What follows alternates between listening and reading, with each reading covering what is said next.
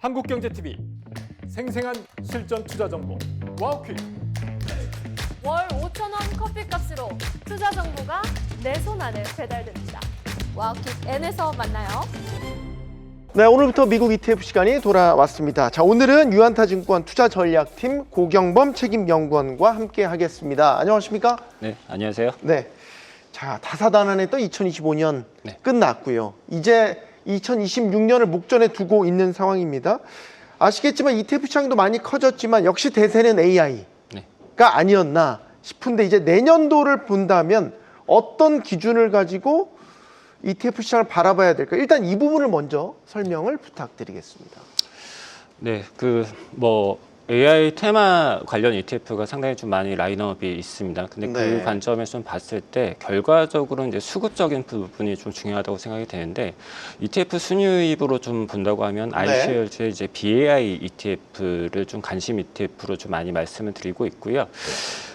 증시의 쏠림도 좀 많이 좀 되어 있지만 특히 이익 기여도가 상위 종목 중심으로 좀 되어 있다 보니까 S&P 500 종목 중에서 상위 50개를 압축해 놓은 인베스코 인베스코 S&P 500 인베스코 XLG ETF를 티커명은 XLG군요. 네, 그거를 말씀을 드리고 있고요. 반도체도 좀 좋지만 더 좋게 보고 있습니다. 결국 이제 TSMC하고 엔비디아 익스포저가 높은 이제 베네크의 SMH ETF나 달러 인덱스 약세나 아시아 서플라이 체인의 이제 강화가 되고 있는 것들을 좀 봤을 때 iShares AI ETF 등을 좀 추천을 드리고 있습니다. 네, 역시 내년에도 탑은 AI가 될 것 같다라는 말씀을 사실 주신 건데 네. 걱정은 이거죠. 올해도 AI가 물론 전반적인 빅테크 주가들이 다 시장을 견인했지만 불쑥불쑥 AI에 대한 거품론도 많이 제기가 됐고 점점 더 이제 오라클 사태가 대표적인 거죠. 이런 것들이 내년에 또 반복되지 않을 거란 보장이 없잖아요. 그러면은 사실 AI 투자, 기술주 투자하시는 분들이라면 주가도 상당히 높은 수준까지 올라와 있고 부담을 좀 느끼실 것 같아서 이런 부분들은 어떻게 보세요?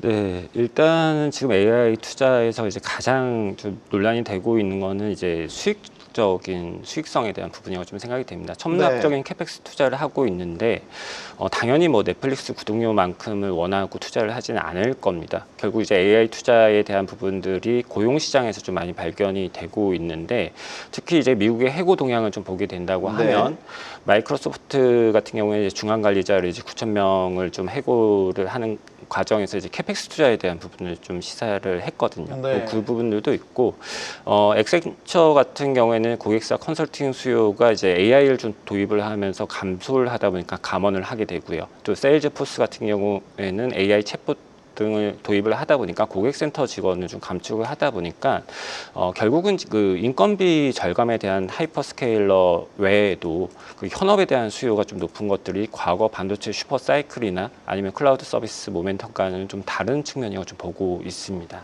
네. 그리고 두 번째로 좀 본다고 하면은 결국 이 캐펙스를 투자할 수 있는 현금 흐름이 충분히 되느냐에 대한 부분일 텐데요. 네. 24년 말 대비해서 현금 흐름이나 캐펙스 투자에 대한 금액을 좀 보게 된다고 하면 당연히 이제 오라클이나 메타 정도는 좀 부담이 될 수 있는 수준이지만 다른 하이퍼스케일러는 상당히 좀 양호한 흐름을 좀 보이고 있고요.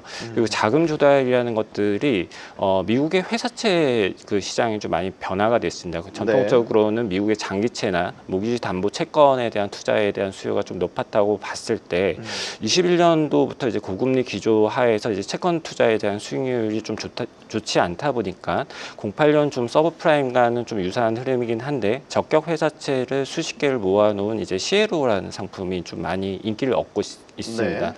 이 과정에서 그 AI 중심으로 좀 많이 투자가 되고 있고 특히 아마존 알파벳 이런 쪽에서 30년 초장기채 중심으로 조달되고 있기 때문에 네. 흔히 우려할 상황은 좀 아니라고 보고 있습니다. 마지막 좀 짧게 질문드리고 싶은 건 아시아 쪽은 어때요? 지금 달러 인덱스 기준으로 보면 100 미만이기 때문에 약세 구간이라고 보고 올해 사실 중국 증시도 아주 좋았고 일본 증시도 탄탄했고 우리 증시는 뭐 70% 이상 보면 이제 내년 아시아 쪽 증시도 괜찮지 않을까라는 생각이 듭니다.